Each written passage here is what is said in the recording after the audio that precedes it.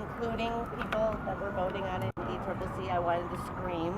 Yep. But thank God Petra took the words right out of my mouth on the thing. She was like, "You haven't read it." And I'm like, "Oh my God." Well, after 4 days, they had 4 days to read it. And they had 4 days to read it. And David Chu still hasn't read it. And he's a Harvard. But I'm working on him. I've got him to read part of it. They already voted? Long ago. Oh my God, and I mean, the elects are like about to put out their like endorsement slates, and what I'm getting is a few of them are like, okay, I've started reading it, Shona, and I'm just gonna leave it off my endorsement slate. And I'm like, okay, a no would be better. Have you talked to anybody here that's voting no? I know that David Campos has reservations about it. Okay. I know that Jane Kim has reservations about it. But if they're saying that to us that they're actually going to vote no, we're getting ball. I have a lot of reservations about it. Did you get a hold of McGuire at all? No. Okay, because I have someone who has the ability to get a hold of him. I've emailed and called his press person. Uh-huh. I left a message at his office yesterday. I emailed him Monday. Okay, do you want me to get his person on the phone? Yeah. Okay. Why not? And then why don't you and I talk? Okay. And then, or is Petra coming by any chance? I don't think so. Okay. I think I screwed up doing the Friday afternoon, didn't I? And then why don't I... Friday's a really not a good day to get people to come out. No, apparently. I see if David Campos is around. I don't have his number anymore. Hey, I'm here with Jean Al from NBC, and I'm wondering if there's a way that we could get Senator McGuire. She says that she had emailed him and had called his press person. And I'm like, well, I have one possibility. Too. Hi, my name's Jean. I'm with NBC. How are you?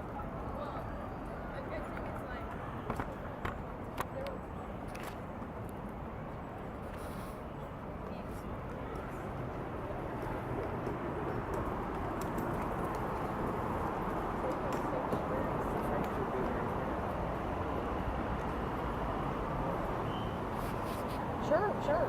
Yeah. My cell is 408.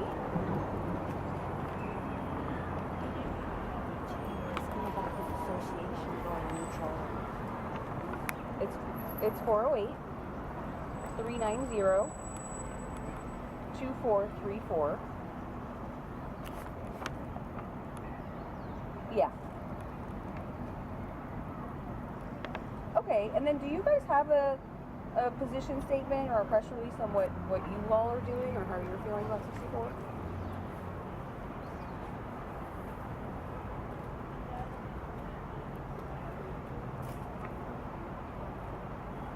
This is a $1 trillion industry. They're trying to take it from us.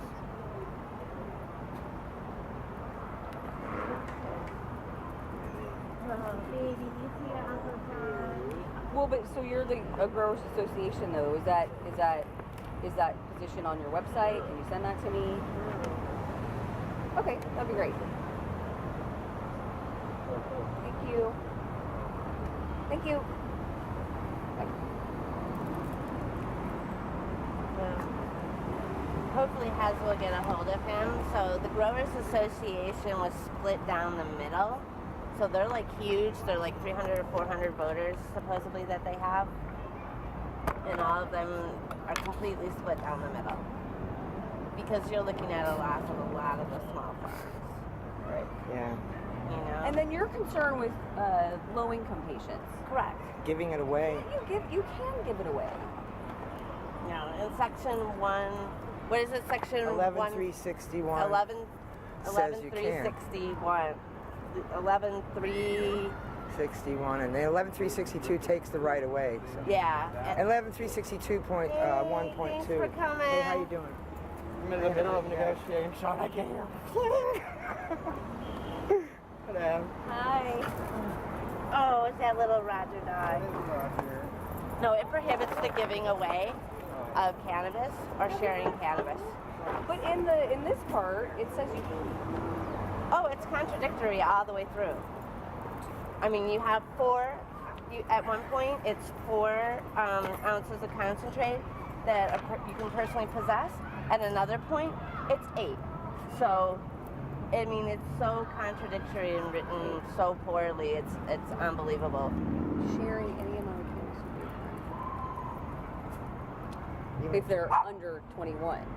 Well, she can't give pot to me either. She wouldn't be able to give me any pot. So what it does I'm is it 60. actually prohibits the giving away of free medicine. So what they want, and what their excuse for it, is that they don't want it to happen at the dispensaries. Let's chat, Shona. Okay. And Saturday, they made dispensaries illegal in San Jose. Well, so they're not going to allow. No recreational at all. Right, so- Right. I think they want to see what's going to happen. I mean, they could change and then say, well, we're going to do 3 recreational permits. I think a lot of cities are sort of doing this knee-jerk. And Campbell, it's illegal to grow anything. Yeah, well, the minute that it got out the gate, you had, with MRSA and that, you had bans. We had like 37 counties banned within like a month. And that's not helpful for safe access. I mean, you can't tell me that's helpful for... Right. Safe access means you should be able to get it locally. Right. Not, especially... Right there, lady. Well, a lot of people would have to drive into San Francisco or the Bay Area, and it's the medicine, I mean, the huge thing to be at the cost. What is your number one concern with Prop 64? Why are you so much? Because I grabbed everything for just the later call. The overall tax on cultivation is going to make the price prohibitive. I mean, we're looking at anywhere from double to 3 times the price for low-income patients who already cannot afford the market I can't rate. afford it, yeah. You're looking at a lot of the small farms being swept up or being pushed off, which means that a lot of low-income patient access is also swept away with that. A lot of low-income patients receive their medicine farm direct, so basically receiving a surplus portion of the smaller craft farms, and we don't think that they're going to be able to survive just the really complicated hoops that this and MRSA sets up. And so we're really looking at, a narrowing of the medical program. They're going to be looking at qualifying conditions. In every state that we've seen the relook at qualifying conditions, every state that we've seen that's set up sort of a structured prohibition instead of focusing on the healthiness of their medical program, it gets smaller and smaller. And just yesterday we saw that Oregon is looking at also closing down their medical program. We saw Washington State basically close down their medical facilities, and we don't want that to come down the coast. We don't want that to hit San Francisco. In Oregon, don't they have recreational pot and medical pot in the same facility? You just have to have a certain ID. Just of yesterday, there was moves made by their by a health department there to start closing down the medical programs for patients. So just seeing it kind of go from Washington to Oregon, the closing out of the medical patients and really making it unaffordable and really closing off the small farms that patients on the West Coast were used to receiving either sliding scale or fairly priced medicines aren't going to be able to really afford to play this billionaire's game, because this is really made by the very, very wealthiest of people. Their main donor is Sean Parker, who's the Facebook billionaire, and there was zero outreach to all the other community ballots, none of which contained any jail time. And another reason that many patient activists are against it is that it does contain jail time. And none of the other community ballots that were entered, there was about 20 other ballots, none of them contained jail time. And we see overall via Prop 47 and the Department of Justice, and even at the global level, a look at not putting anybody who's not violent behind bars. And here we see this huge step backwards where we see a real targeting of our homeless populations. You can't smoke outside anymore. So if you live in public housing, which is federal, or you live in, if you're not really housed, you're looking at having to go outside to use your medicine, and now you can get tickets and etc. Well, but we know in San Francisco it's like the last thing they're going to enforce, and it's a misdemeanor. Schwarzenegger made it a misdemeanor. Well, we made it an infraction, actually, which is lower than a misdemeanor. And the issue with that is now it's also a revisit of the three strikes law. So if you're a person who's in a heavily policed neighborhood and you're tracking up the, you get a ticket or two, then it starts counting towards third time, which means arrest and jail time. And there's jail time in there that just wasn't there before. And that's really sad. So would you like to see recreational marijuana legal? Absolutely, but we need to do it the right way. We need to preserve our medical programs. We need to assure that the elderly, our veterans, and our disabled patients have access to medical cannabis at the same time. We don't want this huge tax on cultivation, which brings up the price, whether it's going to the medical or it's going to the recreational. We're looking at a huge increase of price. If you don't see any of the original authors of Prop 215, every single one of them is opposed to this. So, we know that it's going to disable safe access. Why do you think the small farms won't be able to do this? So there'll be like a limited number of permits available to grow. Well, the interesting thing is none of the policy says how much these permits are going to cost. But we've heard Gavin Newsom throw out anywhere from, 50,000 to 150,000, which for the small farmer, that's just the starting price. Then you have to get all of your lobbyists to Sacramento to get through all the hoops. And it's an impractical maze. We have merchants who are actually policy analysts as well, like Jamie Kerr, who's looked into it for her own business and says that it's just impractical amount of hoops to get through. So you're really looking at them trying to limit the amount of permits that will be available by the population. And then you're looking at a lot of people not being able to have the resources to get through all of it.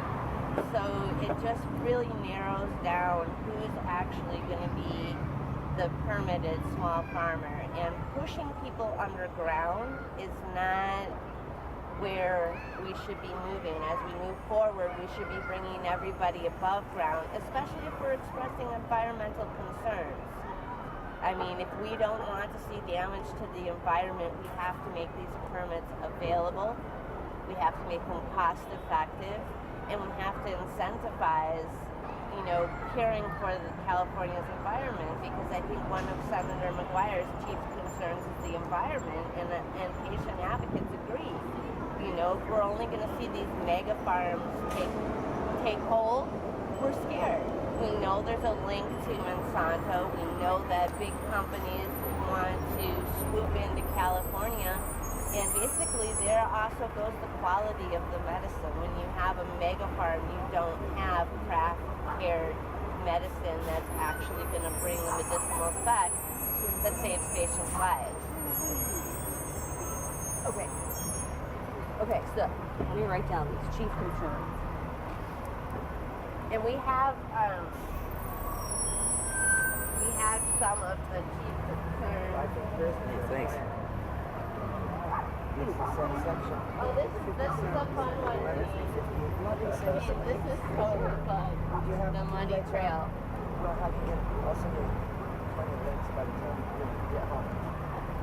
The Money Trail is really fun. Right.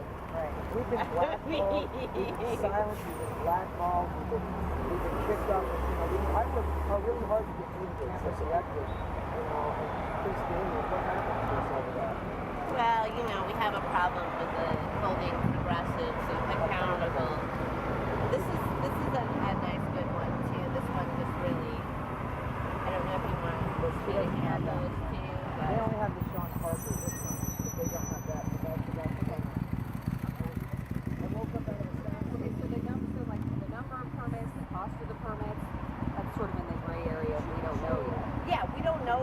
And so why qualifying would we? conditions, right?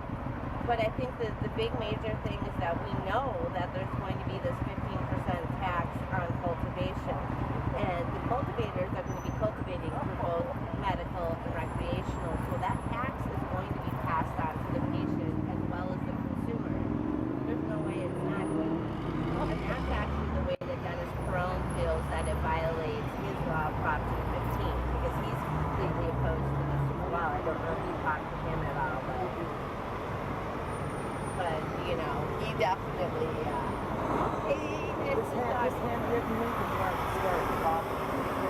It started a handwritten link both now on Prop 64 at blogspot.com. Okay. I know when I used to be on certain medication, And I think felt like that- if I took one, it would feel like You know, with the tax, that's a huge issue. I think that the affordability is critical. And I think that, you know, acknowledging that just yesterday, Oregon started shutting down its program. Washington has closed totally. Why are they doing that for?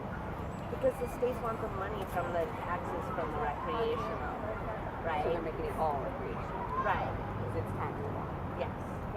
So the states want it to shift to that. They're making the deals with the big players, right? And the big players want it all shifted to that because they don't see the glamour in the sick people that we're no longer glamorous. One of our patients also wanted the original after they got my brother Tom Russian was with Dennis Brown and them getting the 215 passed, and he's still, you know, receiving patient care and stuff, and he certainly couldn't afford anything of what he was needed for his particular issues. Well, I have Lyme, and that condition won't qualify for treatment. They don't even. No, I can't even get any treatment for it. I have to pay out of pocket to the doctor. And, you know, and I get What they'll 400. probably do when they narrow down The qualifying conditions aren't even listed on the ballot. You know, because they're going to say, oh, you might have 3 hours to live, and then you get some. Because cannabis liver specialist said my liver, there's no liver tumors on my liver. wow. So it says you can allowed under the measure, giving other adults 28.5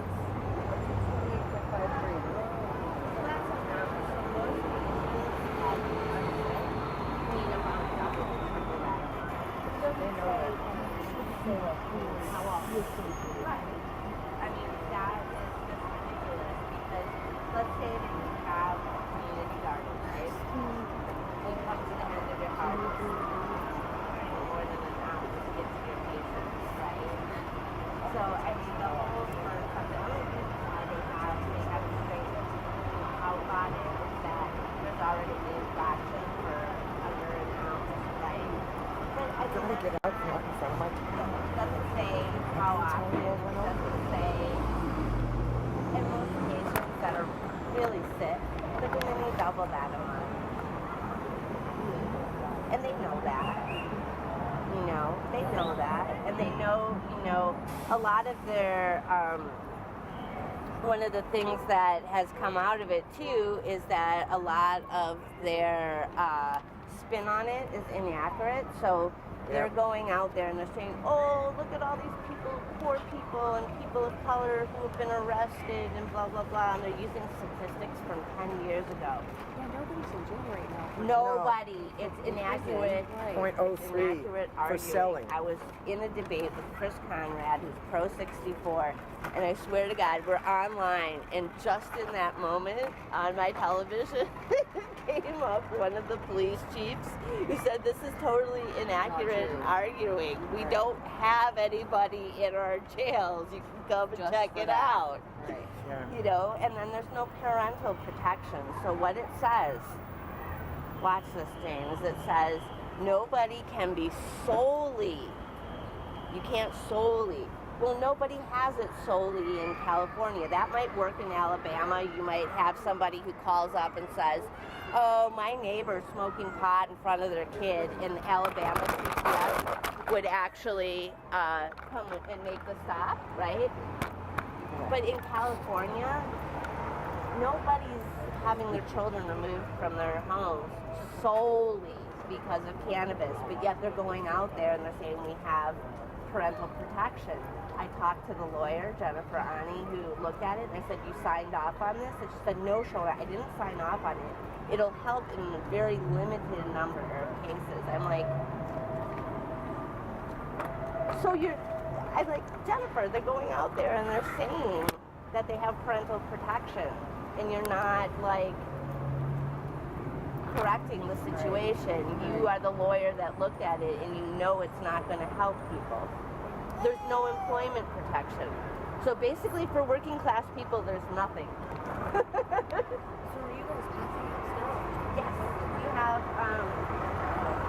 have flyers that we've been passing out, but we have to go all the way to the end of the block because you have to be 100 away feet from the polling place. Yeah. It's over there. Are we 100 feet? But you know what? She's my Because the polling place itself Okay. is in the basement. Why don't you guys do whatever you were doing and we'll take some pictures of that? Alright. So let's get to the corner. Thank you. I have a show on here that says, we all have shows. Now, on Sunday, Oh, really?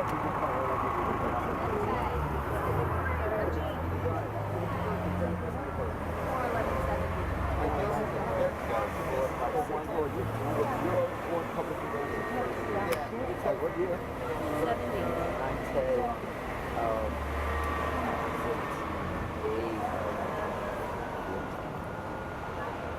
No, 5. You're really ideal.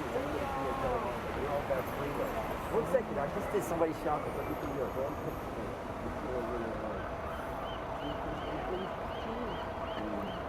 First balance says a lot about somebody. Maybe I have a big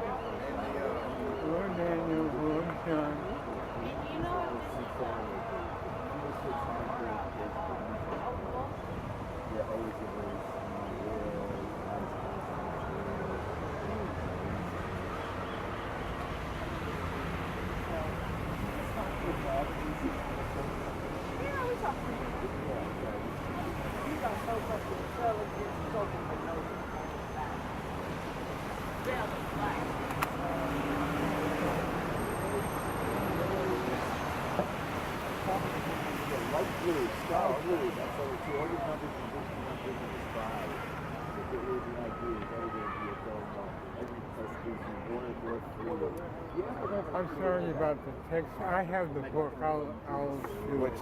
for The text thing. I never bothered with it. well, it's real simple. Yeah, I have the book. I'll Just make sure that the alert, so that the alert sounds.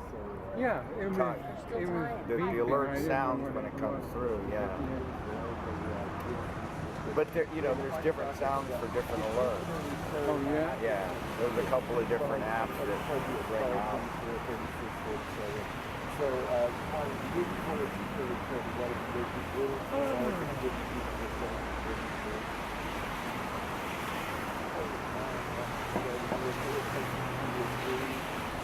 Yeah, you check my stuff on YouTube, so I can find this new school. What time are you on channel 26? Channel 29 every Saturday night at 7:30, but my live show is on channel 76 the second, and like the 10th will be my next live show. People call in to give me their birthday, give me my notes, and stuff, so you just gotta live your knowledge and stuff going on.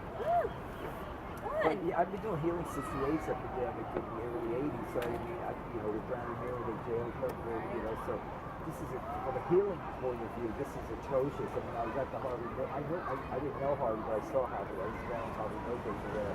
He said it was a civil rights issue. I went to Harvard Campus, the place that used to him, the Harvard No Democratic Party, was all pro-this. Right. Yeah, and parties would go over in anger. Just feel like everybody's tired of waiting for the perfect Well, I said, crop? I don't know what it is. I said to one of the women at the Democratic thing there, that's what she did because I'm not a member, and I said to her, as a healer, where's the compassion here? And she looked at me and tilted her head like I was from another planet. Empathy, compassion, what are you talking about? And she looked at Shona and shook her head like, this you have to go back to Sacramento and come back with something less more, Cordelia said, it's just good medicine. We all know it. So many people would be on bipolar, or so many people today have all these alphabets. All kinds of stuff, right? Oh, I just saw the Phil Spector movie for the first time on HBO last week. There was a good line in Phil Spector says to the lawyer. Freud didn't cure disease, he invented it. Nice meeting you. Yeah, check out if you like my YouTube videos, press subscribe. Because I do them out of my apartment with my bird. Okay, with your bird. Yeah, thank you. Where's Sean? Where did they go? He's on the corner.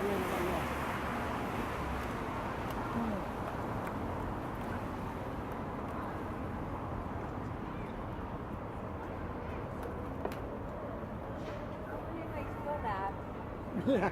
I'm keeping an eye on this stuff, don't worry. That's hers, yeah. Yeah, Denise just walked up and leaves her camera. I said keep an eye on things. Jonah's megaphone is here, so Yeah. someone's got to hold down the fort.